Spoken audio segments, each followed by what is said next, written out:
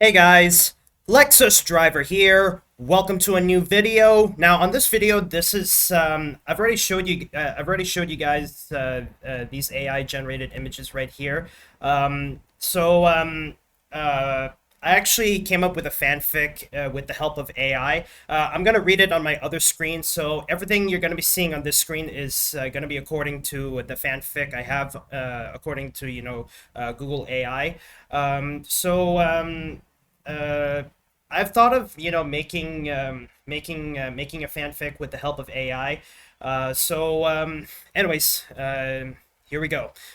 So as I said, the fanfic I'm going to be reading on my other screen, which is actually my laptop screen. On this screen right here, this is the AI generated images according to the fanfic. What I did was I pick up the image and then put it in the Google AI mode, and then I have the prompt saying, "Play out a fanfic with dialogue of this AI generated image." And then I made an important note that this is a juvenile detention center. So, anyways, without further ado, let's get to it.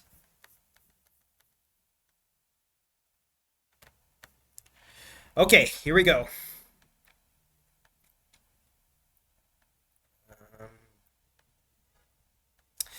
The new normal.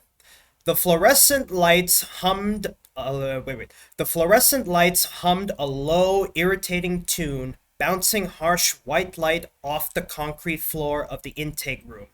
Marcus, which is this character right here, Marcus stood frozen, staring down at his black high top sneakers. They look entirely out of place next to the pool of stiff, oversized orange fabric gathered around his ankles. From around the counter, Officer Vance, a heavy-set bulldog in a crisp blue uniform, slams a heavy clipboard down. Jacket off, civilian.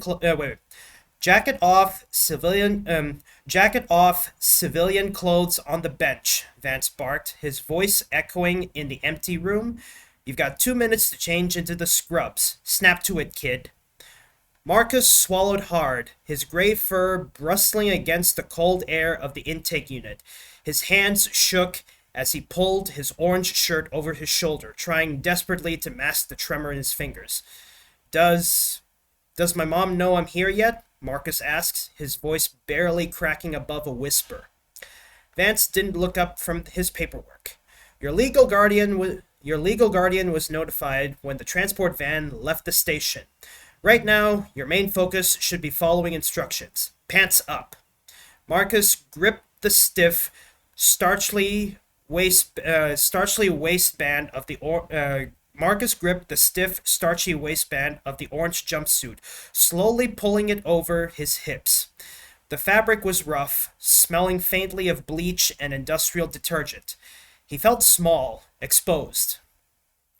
I didn't mean for any of it to happen, Marcus muttered, mostly to himself, staring back at the bench where his old life sat crumpled into a pile. It was just a stupid mistake. Vance stopped writing. He finally raised his eyes, fixing a cold, unblinked stare on the teenage wolf. Everyone in here makes a mistake, kid, Vance said, his tone softening just a fraction through his posture, though his posture remained rigid.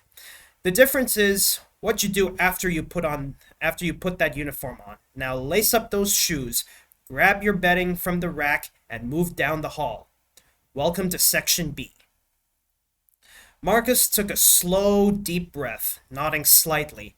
He pulled the jumpsuit all the way up, stepping into his shoes, and braced himself for whatever came next behind the heavy metal doors.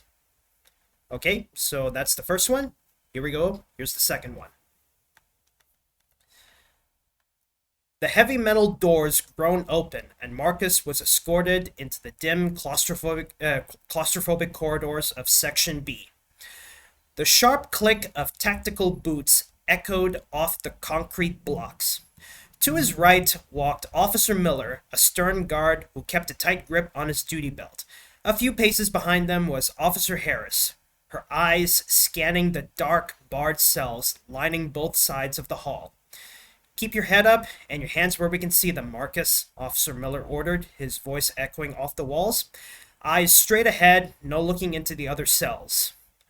Marcus kept his ears pinned flat against his head, his tail tucked low as he stared at the cracked linoleum floor. The orange jumpsuit felt suffocatingly heavy now. From the shadows behind the steel bars, a raspy voice called out, "Hey, look what the van brought in. We got a stray." A loud clang rattled a set of bars on the left, making Marcus flinch. "Quiet on the block," Officer Harris shouted back, her hand resting firmly on her radio. She glanced down at Marcus, her expression hardening.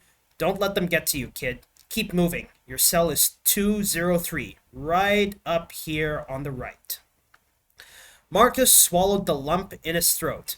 His paws trending heavily. Is there anyone else in 203? "You're lucky today. It's single for now," Officer Miller replied, stopping in front of a heavy iron door numbered 203. He pulled a thick ring of keys from his belt, selecting a heavy brass one. "But that means you've got no one to blame but yourself, if it isn't kept clean. Step inside." The key turned with a loud final click, and the heavy door began to swing open. Okay, now for the third one. Okay, so this one is the inmate and the guards are walking past the cell, and are continuing to walk. Officer Miller passed 203 entirely, his heavy ring of keys jangling loudly in his palm as he kept striding down the corridor. Marcus kept his head low, his tail twitching nervously as he stepped to stay in lockstep with the guards. As they passed the next set of iron bars, a harsh snarl ripped through the damp air. "Hey, fresh meat!" Marcus peeked up. An older, heavy-built wolf inmate slammed his paws against the bars of his cell. His muzzle was pulled back in a fierce grin, barely sharp teeth as his eyes locked onto Marcus with intense hostility. "You look soft, kid," the inmate sneered, leaning his face closer to the cold steel gap. "They're not gonna break you in here by dinner time." Marcus flinched instinctively, leaning closer to Officer Miller to put distance between himself and the bars. "Keep moving, 412, Officer Miller barked over his shoulder, not even breaking his steady stride. "Back away from the grate, Briggs. You want to ride up before head count?" Briggs spat on the concrete floor, slowly backing towards his concrete bunk, but his eyes never left Marcus. "Just letting the pup know the rules of the house, boss." Officer Harris stepped up from behind, his hands resting firmly near her utility belt as she eyes Briggs until they cleared the cell block. She then looked down at Marcus' slumped shoulders. "Ignore him," Harris said quietly, her voice low enough that it didn't echo. "Briggs talks big because he's got nothing else to do. Keep your eyes forward. Your unit is at the very end of this block." Marcus nodded weakly, swallowing hard as the shouting from the cells faded behind them, wondering just how much further this hallway could possibly go. Okay, here we go. The final one. The heavy iron door had slammed shut with a deafening mechanical thud that seemed to vibrate right through the floorboards. The guard's footsteps gradually faded down the corridor, leaving Marcus in a suffocating, heavy silence. The cell was tiny. Moonlight filtered through the high, barred windows, casting cold blue shadows across the cracked concrete blocks. Marcus slumped onto the edge of the thin, stiff mattress, his tail draped limply over the sides. He stared blankly at the iron bars of his cage, his chest aching with a deep, heavy regret.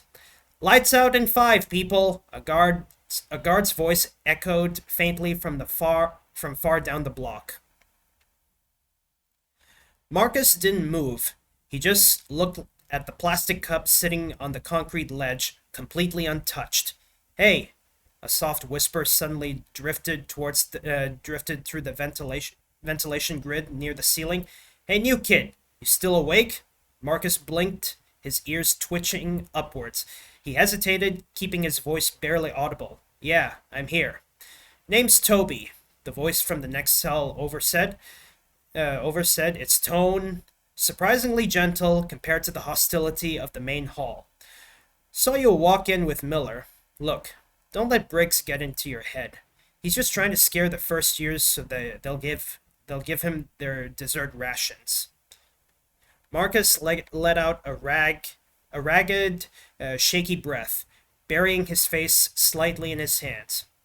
"I shouldn't even be here, Toby. It was all a mistake." "We all say that at first," Toby replied with a sad, quiet chuckle. "But tomorrow's a new day.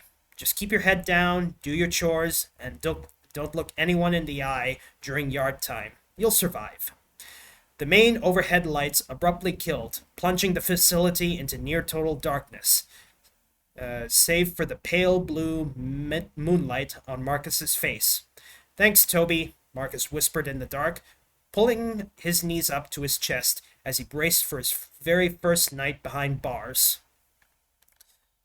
And that's it. That's it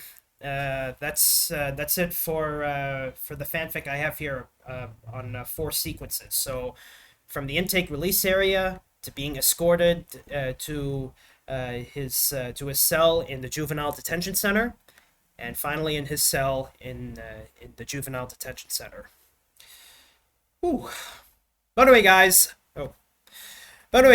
that's all I have this video. Thank you guys so much for watching. If you're new to my channel, don't forget to subscribe, and be sure you hit that notification bell so you can stay updated on new content I have on my YouTube channel.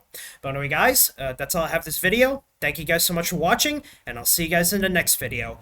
Bye-bye, and have a good day, everybody.